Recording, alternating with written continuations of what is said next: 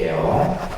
보통 우리가 이제 사찰이라고 하는 곳은 바로 불자들이 신행하는 공간이 바로 사찰입니다. 그죠? 그래서 이것을 이제 수행 공동체라는 개념으로 설명을 하게 되는데, 특히 사찰이라고 하는 곳에서 여러분들은 뭐요? 힘들고 지친 마음을 치유하기도 하고, 뭔가 내가 또 다른 내 삶의 하나의 의지처의 역할을 하는 것이 또 사찰이기도 하죠.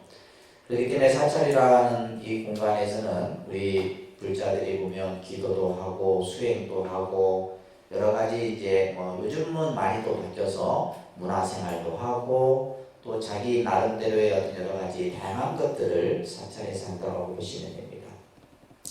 특히 불자들이 사찰에서 신앙생활을 하기 위해서는 요 개념 잘 밑줄을 좀 쳐주세요. 내적으로는 이념의 통일이 있어야 된다. 내적으로는 이념의 통일. 이 말은 무슨 말이냐면, 그렇죠?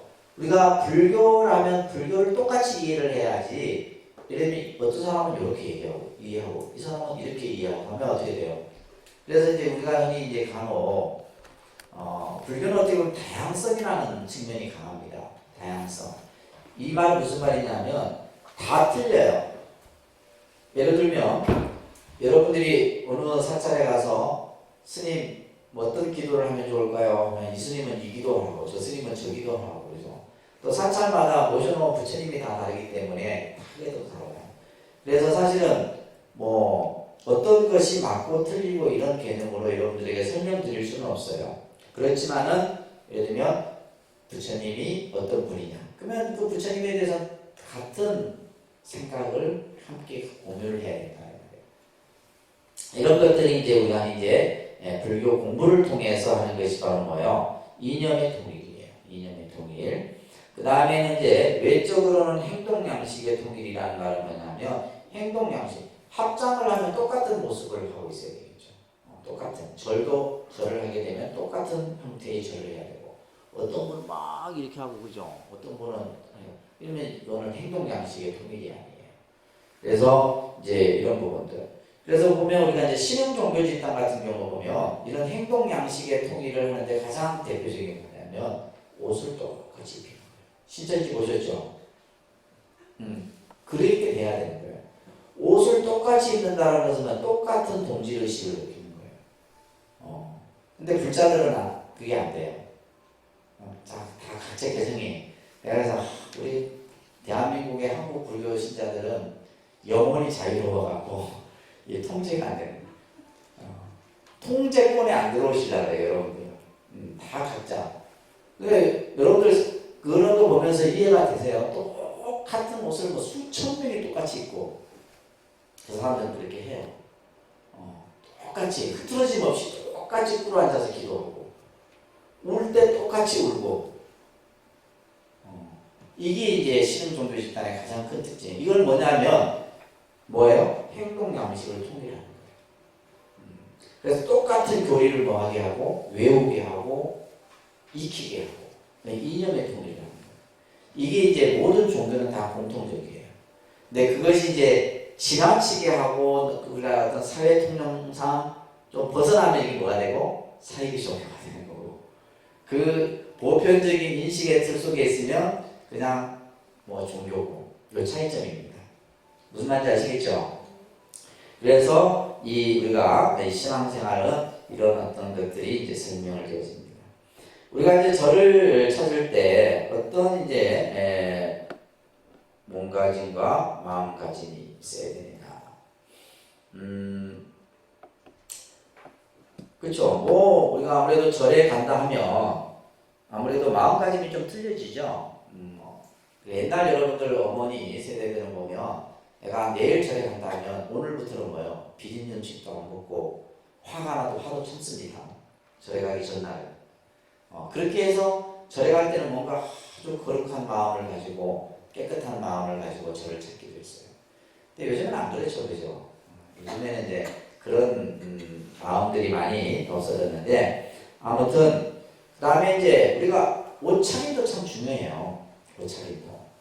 저는 항상 이 절에 다니는 분들 보면 절에 오면 이제 이 불자들이 옷을 입는데 옷을 입잖아요, 그죠? 그 옷을 뭐 무슨 옷이라 그래요? 절에 다닐 때 입는 옷. 절에 다닐 때 입는 옷을 뭐 어떤 사람은 법복이라고도 하고, 그죠? 여러분들이 입는 절에 다닐 때 입는 옷을 법복이라면 이게 잘못된 거예요. 왜냐하면 스님들이 입는 옷을 뭐라 그래요? 승복이라 한다. 승복. 불자들이 입는 옷은 뭐라 그래요? 불자복이라. 무슨 옷이요? 불자복이라 해야지. 법복이라는 사람은 이 법복이라는 개념 자체를 모르는 거예요. 법복은 스님들이 아까 제가 이 장삼, 이걸 장삼이라 그랬는데 장삼, 가사를 이것만을 법복이라고 해요. 법이라고도 합니다. 그래서 이제 우리가 절에 올 때는 이제 불자복을 잘 이렇게 깨끗하게 보면 이제 막 다림질도 안 하고 그냥 구질구질하게 입고 다니는 분들이 많대. 아주 내가 부처님 앞에 갈 때는 가장 아름다운 모습을 해줍니다. 어느 때보다. 근데 여러분들 어디 갈 때 제일 꾸미고 가요? 어디 뭐 파티 갈 때라든지, 그죠? 밥 먹으러 갈 때 이럴 때는 꾸미고 가는데 절에 올 때는 대충 하고, 이게 잘못된 거예요. 절에 올 때 가장 아름답게. 그걸 누가 제일 잘해요? 교인들이 잘해요. 교인들, 성당 가는 사람들 보세요. 다릅니다. 평상시 옷 안 입습니다. 여러분들 지금 다 그냥 이따가 평상시 옷 입고 다 왔죠. 내가 오늘 절에 가는데 무슨 옷 입을까 고민해 본 적 있어요? 없어요. 절에 다니는 사람들. 대충 입고 옵니다. 이게 마음이에요, 마음. 교인들은 안 그렇다, 이 말이에요. 성당 다니는 분들. 그 사람들은 제일 아주 좋은 옷을 성당 갈 때, 예배당 갈 때 입어요. 이거 우리 변해야 됩니다, 불자들. 무슨 말인지 아시겠어요? 근데 또 어떤 사람은 그래요. 스님, 절에 이쁜 옷 입고 가면 막 뭐라 합니다. 뭘 하긴 누가 뭐라 하노? 뭐라 할 사람 아무도 없어요. 그래서 그 마음이 이미 다른 거예요. 또 하나 이제 이 옷차림에 대해서 내가 또 이제 하나 또 여러분들이 내가 상식으로 옷이라고 하는 것은, 그렇죠? 절에 갈 때는 불자복을 입고 운동하러 갈 때는 운동복을 입고, 그죠? 옷이라고 하는 것은 내가 환경, 장소에 따라서 여러분들이 다르게 입죠, 그죠? 다르게 입습니다. 저도 운동할 때 운동복 입어요. 이거 안 입어요. 이거 입고 운동하겠어요? 못합니다. 그렇듯이 이제 제가 이제 절에 이렇게 쭉 있으면서, 특히 이제 절에는 보면 이제 부모님들을 이제 돌아가시면 절에다 이렇게 제를 보시는 경우들이 있잖아요. 그러면 이제 우리가 보통 이제 그때 입는 옷을 우리는 뭐라 그래요? 상복이라고 해요, 상복. 그래서 이제 장례식장에서 상복을 입습니다. 상복을 입고 이제 절에 이제 부모님을 위패를 모시고 제를 지내게 돼요. 근데 대부분 불자들이 보면 이제 이게 엄청난, 그러니까 그 사람이 옷을 입는 걸 보고 뭐요? 그 사람의 평가를 합니다. 아직까지 우리 사회는. 그래 안 그래요? 여러분들은 가방 보고 평가하세요? 누가 무슨 가방 들었냐고 하면 저 사람 뭐. 그죠? 그렇게 할 수밖에 없는 사회예요. 이 사회가 아직까지는. 그래서 옷을 어떻게 해요? 근데 이제 그 장례 기간 동안 상복을 입고 이제 뭐 하는데 절에 이제 하고 나서는 제를 보시면 우리가 이제 보통 이제 그 49일이라고 하는 이 기간 동안은 뭐요? 사실은 그 아직까지 다 끝난 게 아니죠. 우리가 예를 들면 쉽게 해서 탈상을 해야지 다 끝나는데 탈상을 하지 않으면 아직 장례 기간인 거예요. 쭉 지속이 되는 건데, 그래서 49일 동안 이제 절에 모시게 돼서 이제 절을 지내려면, 그러면 그때는 절에 올 때 어떻게 해야 되겠어요? 무슨 옷 입고 와야 돼요? 네? 상복은 이제 우리가 보통 빌리니까 반납을 해야 되잖아. 그러면 집에 여러분들은 뭐냐면 검은 옷들이 다 있어요. 그래서 예를 들면 문상을 내가 간다 할 때 그런 옷을 입잖아요. 근데 어떤 이제 며느리들 보면 막 청바지 입고 뭐 이렇게 입고 막 절에 지내러 와요. 제가 볼 때는 이거는 뭔가 문제가 많은 시간이에요. 안 배울 거예요. 둘 중에 하나예요. 안 배웠거나 몰랐거나 개념이 없거나 그 중에 하나예요. 그래서 절에서 제를 지내는 요 기간만큼은 절에 부모의 제를 여러분들이 마찬가지입니다. 모르면 일러줘야 돼요. 남편이든 또 남자들은 뭐요? 검은 양복에 그런 옷을 그렇게 갖추면 스님들이 달리고요. 저 사람들은 그래도 부모에 대한 뭔가 마음가짐이 가는. 근데 막 청바지 입고 심지어는 추리닝 입고 오면 있는 거요. 연불하는 스님 돌아갑니다. 돌아가죠. 그러면 뭐냐면 우리가 생각했을 때는 부모에 대한 개념이 전혀 없는 사람이에요. 그냥 마지못해 그냥 뭐 저래다 모셔놓고 하는 거 이런 생각밖에 안 드는 거예요. 그만큼 이 옷차림이 중요한 겁니다. 무슨 말인지 아시겠죠? 이거는 나중에 여러분들이 이런 경우들을 꼭 당하게 될 거예요. 당하게 되면 내가 그 격에 맞는 이런 것들이 중요한 거예요. 그래서 절에 올 땐 절에 여러분들이 가실 때는 항상 잘 꾸미고 해서 오시라는 겁니다. 자, 우리가 이제 보통 도량에서의 예법을 잠깐 보시게 되면 도량이라고 하는 것은 우리 독림선언 도량은 굉장히 넓습니다. 3,000평이에요. 이게 다 도량이에요. 전체 다 도량입니다. 그래서 도량인데 근데 사람들은 저기를 뭐라 생각해요? 주차장이라 생각해요. 그러니까 그죠? 우리가 쓸 때는 차를 대니까 주차장인데 제 입장에서 봤을 때는 뭐예요? 도량이에요. 도량입니다. 그래서 이제 쓰레기가 떨어져 있으면 주워야 되고 도량을 가꿔야 되고 청소도 해야 되고 관리도 해야 되고 하는 거예요. 그냥 예를 들면 도량이 아니고 주차장 같으면 그렇게 안 하겠죠. 그래서 도량이라고 하는 것은 사찰의 경내를 전체 뭐라 한다? 도량이란다. 사찰의 경내 전체를. 통도사 같은 경우는 굉장히 넓죠. 통도사는 굉장히 넓습니다. 자, 그 중에서 이제 우리가 이제 도량에는 각각의 건물들도 있고 여러 가지 정각들도 있겠죠, 그죠? 그래서 우리가 보통 법당에 출입하고 나갈 때는 이제 반배를 하고 이런 것들은 다 여러분들이 아시는 내용들입니다, 그죠? 그리고 그 다음 페이지 넘겨보시면 아까 우리 이제 합장에 대한 내용도 배우셨어요, 그죠? 합장을 하는 이제 자세라든지 이런 것들. 그 다음에 밑에 보시면 반배하는 것도 반배하는 거. 그래서 뭐 이제 보통 스님을 만났을 때도 합장 반배를 이렇게 하시면 되고 도반들끼리도 만났을 때도 불자들끼리 서로 만났을 때도 반배를 하고. 그래서 또 이제 대중이 많이 모였을 때 절을 할 수 없을 때는 반배로 이렇게 해서 다 하게 됩니다. 그리고 이제 보통 이제 우리가 이제 그러면 절을 안 해도 되는 경우가 있어요. 어느 경우 목욕탕 안에서 이럴 때 절을 하면 안 돼요. 그냥 우리가 예를 들면 큰 스님은 막 목욕탕에서 하잖아요. 그렇다고 절 이상하잖아. 절을 안 해요. 근데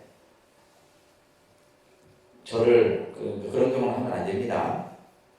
그 다음에 이제 밑에 보시게 되면 우리가 예를 표현하는 데는 세 가지가 있는데 입으로 하는 예가 있죠. 그죠? 우리가 뭐 일상적으로 안녕하십니까? 이거는 입으로 하는 거잖아요. 그 다음에 무릎을 굽혔지만 머리가 땅에 닿지 않는 거. 그러니까 무릎을 꿇는 거. 그래서 이제 그런데 이마는 땅에 닿지 않는 경우들. 그냥 이게 무릎을 꿇는 상태에서 예를 표현하는 경우가 있고 가장 이제 최고의 예가 이마가 땅에 닿는 거예요. 우리가 이제 불교에서 절하는 것도 이마가 땅에 닿죠, 그죠? 그 다음에 이슬람 교도들이 기도할 때 보면 이마를 땅에 닿습니다. 최고의 예예요. 그래서 우리가 이제 왜 이마라는 개념을 땅에 닿냐? 우리 인간에게 있어서 가장 높은 자리에 있잖아요. 가장 귀한 자리. 여러분들 이마 때문에 제일 기분 나쁘죠? 왠지 모르게 기분 나빠. 뭔지 모르지만. 그래서 이 이마의 이 머리 부분을 가장 귀하게 여기는 거예요.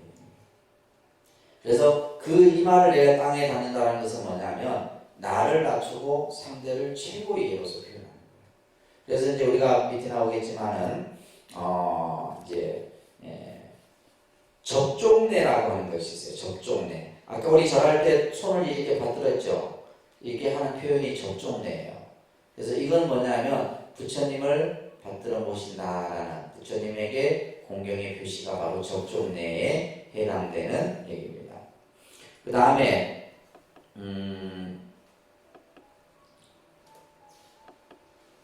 자, 그 다음에 뭐가 있어요? 정례불족이라는 게 있어요. 정례불족. 이거는 뭐냐면 인도에서는 최고의 예가 그 성자의 발 아래에서 예를 하는 거예요. 이것을 정례불족이라고 합니다. 그래서 부처님 발 아래에서 절을 예법을 하는 형태가 정례불족이라는 내용이 있고, 그 밑에 석시오람이라고 하는 예 문헌에 보게 되면 속인들이 두 번 절하는 것은 음양의 의미를 가지고 있다. 그래서 우리가 보통 육아에서는 절을 두 번 하죠. 장례식장에서도 우리가 절을 두 번 하는 것은 육아법이에요. 육아의 장례법을 따라서 하는 겁니다. 그러나 지금 부처님의 제자들이 세 번 절하는 것. 그래서 우리가 이제 절을 세 번 한다고 그랬잖아요. 그죠? 근데 세 번 절하는 것에 대한 의미는 첫째는 뭐냐? 삼업을 뭐하고? 참여하고. 그 다음에 삼보에게 귀하고 공경하는 의미가 바로 이제 세 번 절을 하는 의미다. 이렇게 여러분들 이건 중요한 거예요. 그죠? 그래서 불교에서 왜 세 번 절을 하느냐? 불법성 삼보에게 이제 예를 표현하는, 그러니까 부처님과 부처님의 가르침과 이제 스님들에게 그런 의미에서 이제 삼보에 절을 하는 의미다라고 보시면 됩니다. 그래서 불교에서 이제 우리가 절하면, 그러니까 오체투지라는 말 들어보셨을 거예요. 그러니까 오체투지, 그러니까 오체투지.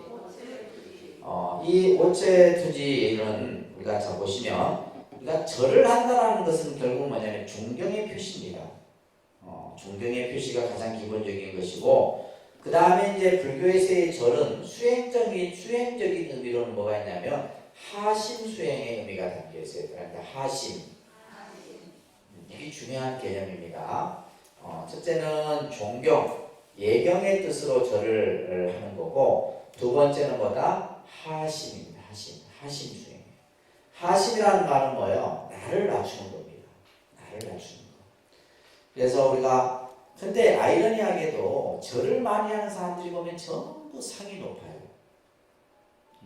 그러니까 나를 낮추는 수행을 한 게 아니라 나를 막 저 위에까지 올리는. 쉽게 말해서 우리가 이제 불교에서는 금강경이라는 경전에 보게 되면 내가 잘났다, 나다라고 하는 것을 불교적인 용어로는 아상이라고 합니다. 그러니까 아상이라는 용어가 있어요. 이거 말은 뭐냐? 내가 최고다, 내가 잘났다, 나보다 너는 못하다, 내가 최고다.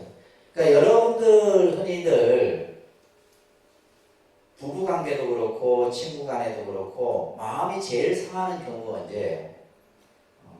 결국 뭐냐면 사람들이 마음이 가장 상하는 경우가 뭐야? 자존심. 내가 자존심이 상해. 자존심, 기분이 나빠. 기분이 나쁘다는 것은 뭐냐면, 그죠?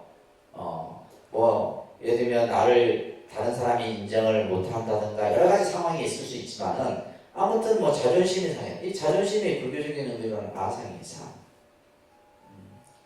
자존심이 어디 있어요? 뭐 어디 있는지도 모르는데 하여튼 기분이 나쁘거든, 그죠? 남한테 뭐 멸시를 당하거나 또 뭐 있지도 않은 얘기를 듣거나 할 때도 기분이 나쁘다. 또 예를 들면 말로써 이제 가장 많이 이것을 느끼게 되죠. 말로 인해서. 그래서 이것을 없애는 것이 바로 뭐예요? 하심이에요. 나를 낮추는 거. 그래서 절을 통해서 하심의 겸허한 태도를 우리는 배우게 되는 겁니다. 그리고 오체투지는 최고의 공경심을 나타내는 예법이다. 왜냐하면 오체라고 하는 것은 두 무릎, 두 팔꿈치, 이마, 그래서 오체라고 해요. 내 신체의 부위를 말하는 거죠. 어디요? 두 무릎. 절할 때 우리 두 무릎 땅에 닿잖아요. 그 다음에 팔꿈치가 두 군데 닿죠. 마지막에 이마가 땅에 닿습니다. 그래서 오체투지라고 해요. 그러니까 오체투지. 자, 이 오체투지의 최고의 예법을 통해서 또 내 개인적으로는 뭐예요? 내 스스로의 아상을 끊어버리기 위한, 그죠? 내 마음을 낮추기 위한 수행이 바로 절수행이에요. 그래서 절이라는 것이 그만큼 좋은 겁니다. 자, 따라합니다. 절이란 본래 교만하고 거만함을 꺾는 것인데 어찌하여 머리가 땅에 닿지 않느냐. 나라는 것을 내세우면 죄가 생기고 제 공로를 잊으면 그 복이 한량없느니라. 6조 해능 스님의 말씀이에요. 그래서 우리가 나다 이러면 뭐예요? 그래서 이 세상에서 가장 꼴보기 싫은 사람이 뭐예요? 잘나지 않는 사람 아니에요? 잘나지. 저는 개인적으로 제일 존경하는 사람은 하심하는 사람이에요. 내가 먼저 머리를 낮추면 상대가 그죠? 더 머리를 낮추게 돼 있어요. 근데 그게 쉬운 게 아닙니다. 쉬운 게 아니에요. 참 어렵습니다. 그래서 우리 스님들이 제일 먼저 하는 공부가 하심 공부예요. 무슨 공부? 절에 출가해서 처음 들어가면 이 공부부터 하는 거예요. 그래서 처음에 절에 들어가면 막 허리가 막 쫙 굽혀집니다. 허리가 잘 굽혀져요. 스님들 보면 그냥 하심하고 무조건 하심을 해야 되는. 그런데 이제 저처럼 이제 스님 생활 한 30년, 40년이쯤 되면 이제 허리가 안 굽혀져. 허리가 진짜 안 굽혀져요. 허리가 굳은 것도 아닌데, 그래서 저기서 스님이 오잖아요. 내가 볼 때 몇 년 안 된 것 같은데, 서로 이제 절 안 하고 딱 지나가, 끝까지 절 안 하고 지나가잖아요. 학교 같은 데서 그런 경우들이 많아요. 분명히 한참 후배인데 절을 안 하고. 근데 그런 생각들이 전부 뭐예요? 아상입니다. 아상. 나라는 상을 갖고 있는 거예요. 그래서 우리가 이제 예를 들면 내가 출가가 오래됐든 먼저 됐든 늦게 됐든 간에 내가 먼저 숨기면 상대가 더 나를 존경하게끔 되어 있는. 그래서 불교의 공부 중에 이 하심 공부가 첫 번째 공부예요. 첫 번째 공부입니다. 아시겠죠? 그래서 이 오체투지라는 그래서 여기 잠깐 스크린 보시게 되면 절은 삼보에 대한 예견과 상대방을 존경하는 마음을 표현하고 있고, 그러면서 뭐요? 자신을 스스로 낮추는 하심의 수행 방법이 절이다. 그래서 절을 절하기 위해서 절에 간다 이게 아니라 절이라고 하는 의미가 이런 아주 여러 가지 좋은 의미들을 가지고 있다는 것을 꼭 기억하시기 바랍니다. 첫째, 우리가 절을 하게 되면 첫째 뭐요? 건강이 아주 좋습니다. 그래서 실제 서울 예전에 뉴스에도 한번 신문에 나왔어요. 서울 지금에는 108배 하는 모임이 있어요. 검사들. 이분들이 얼마나 스트레스 많이 받아. 그래서 막 술도 많이 마시잖아요. 그 사람들은. 그러면 이제 꼭 새벽에 되면 같이 모여서 108배를 하는 그런 모임이 있다는 뉴스가 한 번에 나왔던 적이 있어요. 그래서 건강을 유지하고 두려움이 없어지고, 또 두 번째는 항상 불보살님이 여러분들을 보호해주고, 그 다음에 이제 절을 하게 되면 업장 소멸이 돼요. 그렇죠. 우리가 보통 참회를 할 때 절을 많이 합니다. 그래서 1080배, 3000배 뭐 이런. 예전에 성철근 스님이 이제 항상 스님을 뵈려고 하면 뭐야? 3000배를 시켰잖아요. 근데 그 3000배가 뭐요? 나를 내가 잘났으니까 나에게 3000배 하라 이런 뜻이 아니라 뭐예요? 스스로 나를 버리고 모든 것을 버렸을 때 진정한 참 가르침을 받아들일 수 있는 거예요. 그래서 이런 이제 절을 하게 되면 여러 가지 공덕들이 만들어진다라는 거. 잘 기억하세요. 아시겠죠? 자, 지금 여기 보면 사진 보면 이 동자승이 하는 고드레 보세요. 얼마나 정성스러워요. 그죠? 이렇게 해갖고 아까 우리 고드레 했듯이 이때 고드레를 하면서 뭐요? 내 마음을 부처님에게 다 이렇게 표현하는 그런 형태가 바로 고드레입니다. 그 다음에 이제 우리가 법당에서의 예법을 잠깐 보시게 되면 특히 이제 주의해야 될 부분이 다른 사람이 절을 하고 있는데 절하는 그 앞을 지나가면 안 돼요. 잠시 멈췄다가 아니면 뒤로 간다거나 이런 것들은 기본 에티켓이죠. 그죠? 근데 예를 들면 절하고 있는데 앞에 지나가게 되면 서로 좀 그죠? 이렇게 불편할 수 있는 그런 상황이 생길 수 있으니까 그런 것들을 잘 유념하시고, 그리고 이제 보시게 되면 우리가 이제 법당에 가시게 되면 여러분들 향을 꽂게 되는데, 자, 보통 이제 우리가 이 불단에 쓰는 향은 저희 독림선원 같은 경우는 아주 고급 향을 사용합니다. 그래서 일반 여러분들이 이렇게 시중에서 사오는 향들은 가능한 안 피우도록 저희가 딱 고정된 일정한 지정된 향만 이렇게 피우는데, 자, 향을 피울 때는 이렇게 이제 엄지손가락을 두 개로 살짝 잡고, 항상 여기서 중요한 것은 핵심이 뭐냐면 한 손으로 이렇게 하는 게 아니죠. 항상 왼손은 팔꿈치 이렇게 돼서 이런 식으로 딱 붙이는 거예요.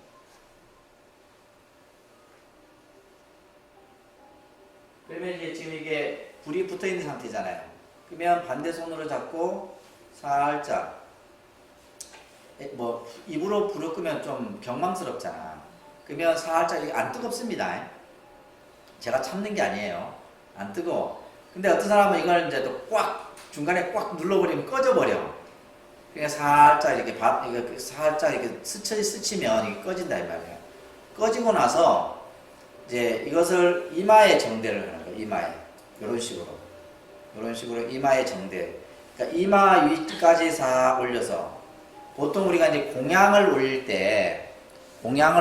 때 하는 것이 이마에 정대를 하는 거예요. 스님들 바로 공양도 그렇고 부처님 전에 올리는 어떤 공양물도 항상 이마에 이렇게 딱 정대를 해서, 이때 내가 또 이때도 뭐예요? 내 마음의 소원을 부처님에게 다 발언하는 거예요. 발언하고, 그리고 나서 꼽을 때도 이렇게 딱 꼽고 나서 이제 한 발짝 물러나서 합장 반배하고. 아시겠죠? 그래서 이렇게 딱 해서 피우고, 그리고 나서는 살짝 해서 끄고, 그리고 이마에 딱 이렇게 올려서. 이렇게 올리면 이것도 경망스럽잖아. 적당하게 이렇게 자기 눈높이만큼 딱 올려서. 제가 예전에 이 중국인들, 특히 이 향문화는 인도에서 이제 향문화가 발달이 됩니다. 주로 이제 이 습하고 좀 이렇게 따뜻한 온화한 기후의 나라들이 향이 많이 발달되어 있죠. 그래서 동남아시아 분도 향이 많이 발달되어 있고, 지금도 보면 일본 같은 경우도 보면 향 산업이 굉장히 발달되어 있어요. 우리나라는 사실 향 산업이 그렇게 많이 발전되어 있지 않아요. 일본은 뭐냐면 집집마다 뭐가 있어요? 불단이 다 있습니다. 집에 부처님을 다 모시고 있어요. 일본이. 지금 요즘에 코로나 대응을 잘못해갖고 일본이 난리인데, 집집마다 불단이 다 있어서 그게는 향이 발전될 수밖에 없어요. 그래서 일본 같은 경우는 향이 다양한 향들이 있는데 향이 가격이 꽤 나갑니다. 제일 비싼 거는 한 10개, 이런 게 한 10개 되는 게 한 200만 원씩 이렇게. 그래서 나도 피워보고 싶은데 차마 그 정도로 못 피우는데, 그 정도로 고가의 향들이 있어요. 그래서 향 문화가 굉장히 발전되어 있고, 또 특히 이제 중국 같은 경우 보면, 이제 중국도 보면, 여러분들 중국 여행 예전에 많이 가보셨죠? 그러면 사원 같은 데 가보면 막 연기가 촉촉할 정도 피웁니다. 근데 그것 또한 이제 환경 오염의 문제가 돼서, 중국도 보면 사찰마다 사찰에 들어가서 3개의 향 이상 못 피우게 돼 있어요. 피우다 걸리면 벌금 내야 돼요. 그 정도로 이제 중국도 이 향이 사실은 이 연기가 좋은 연기 같으면 괜찮은데, 이게 아무리 좋은 것도 많이 이걸 마시게 되면 그죠? 폐에 안 좋습니다. 폐에 안 좋은. 그래서 이 향은 이제 가능하나 향화만 옛날 한 20년 전만 법당에 보면 막 맨날 무슨 고슴도치 잡는 것도 아니고 향 연기가, 요즘에는 그런 것들도 많이 개선이 됐어요. 그래서 향이 하나 꼽혀져 있으면 그대로 이거 살짝 자기가 이마에 딱 해서 그대로 다시 꼽으면 됩니다. 아셨죠? 네, 이런 것들. 그래서 향 공양. 그다음에 이제 촛불 같은 경우는 요즘에는 이런 도구들이 다 있어요. 촛불을 끄는 이렇게 도구들이 다 있어서, 예전에는 뭐 입을 훅 불고 끄고 막 이렇게 막 손으로 이렇게 끄고 이랬는데, 그러지 않고 이런 도구들이 있어갖고 촛불 끌 때는 이런 도구들로 끄면 돼요. 그리고 여기에 있는 것이 뭐냐면 닭입니다. 뭐라 한다고요? 여기에는 물이 담겨져 있어요. 닭이물이라고 해요. 닭이. 그러니까 보통 옛날에는 차를 이렇게 우려서 부처님께 올렸어요. 올렸는데 지금은 이게 깨끗한 물을 이렇게 그래서 향목, 촛대 2개, 그다음에 닭이 이렇게 여기 이제 불단에 올려지는 한 세트라고 보시면 됩니다. 자, 그 밑에 보시면 우리가 이제 공양에 대해서 잠깐 설명을 하고 있는데 공양이라고 하는 것은 우리가 부처님 전에 올리는 것 또한 공양이라고 해요. 부처님 전에 내 정성을 표현하는 것도 공양이고 또 이 공양의 의미 중에 보게 되면 우리가 이제 일반 사회에서 식사, 밥을 먹는 것도 불교에서는 뭐라 그래요? 공양이라고 해요. 공양. 그래서 공양이라는 말 많이 우리가 이제 들어보셨을 텐데 그래서 절에 가면 공양하십시오.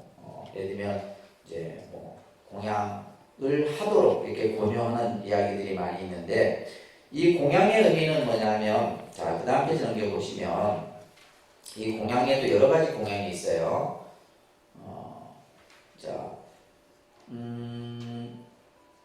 자, 이거 한번 잠깐 이렇게 화면 보시면 우리가 이제 절에서 여러분들 공양을 하게 될 때 이것도 우리가 이제 또 고쳐야 될 부분 중에 하나예요. 교인들은 성당 다니는 사람들은 다른 종교인들은 식사하기 전에 뭐예요?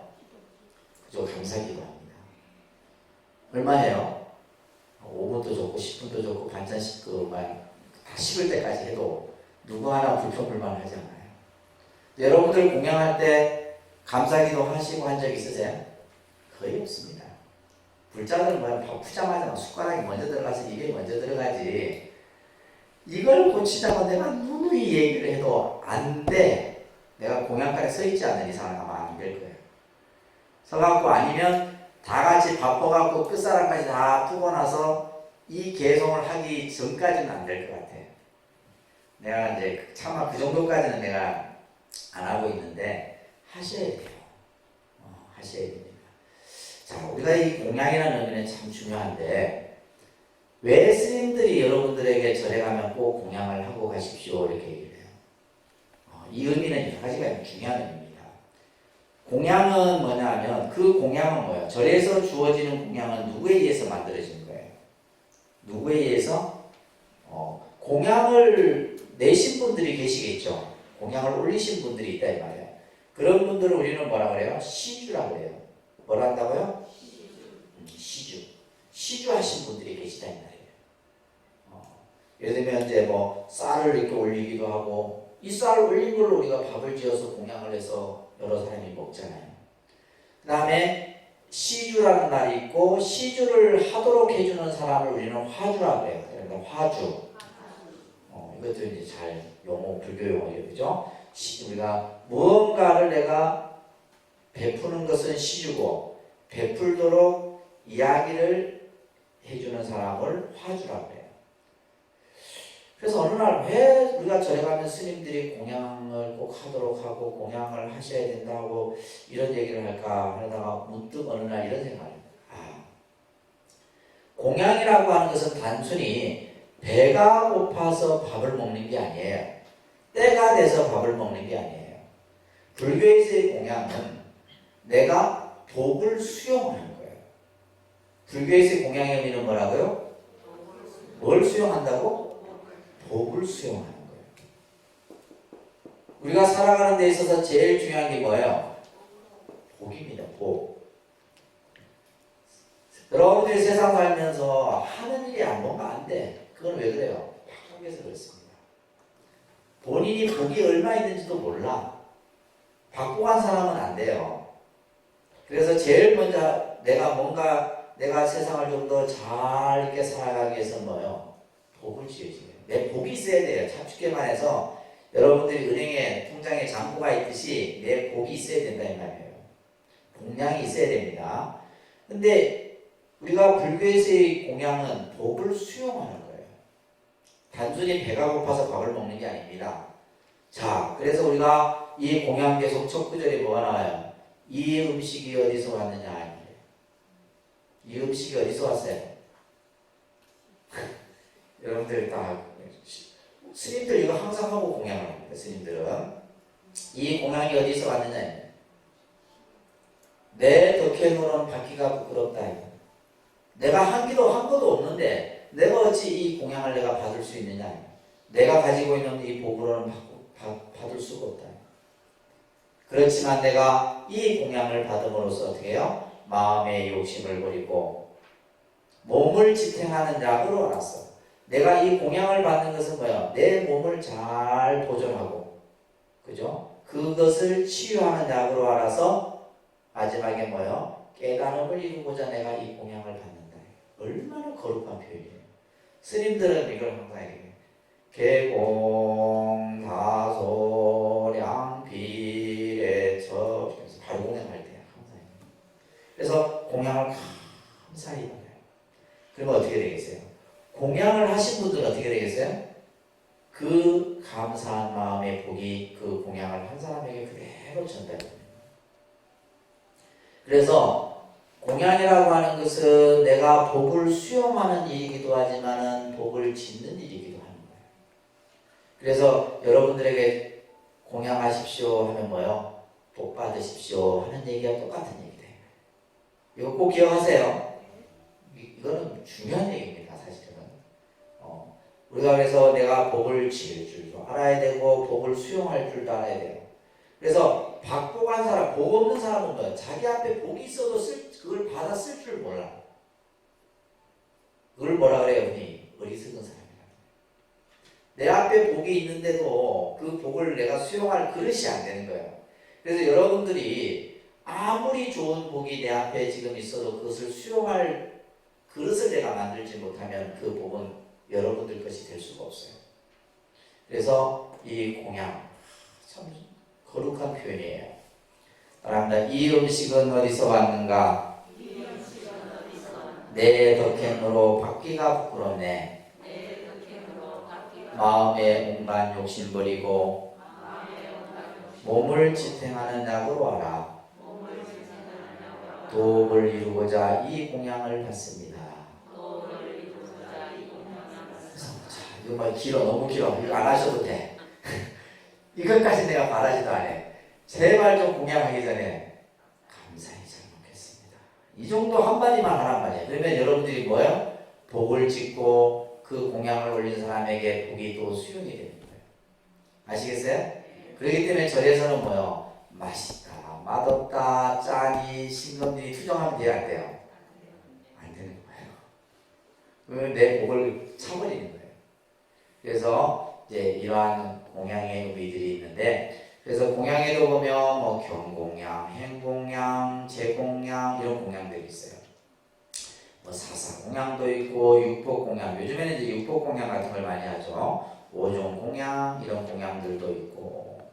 그래서 이런 이제 다양한 나머지는 여러분들 한번 읽어보시면 될 것 같아요. 자, 오늘은 이제 첫날인데 또 너무 많이 하면 힘들어서 이 정도로 한번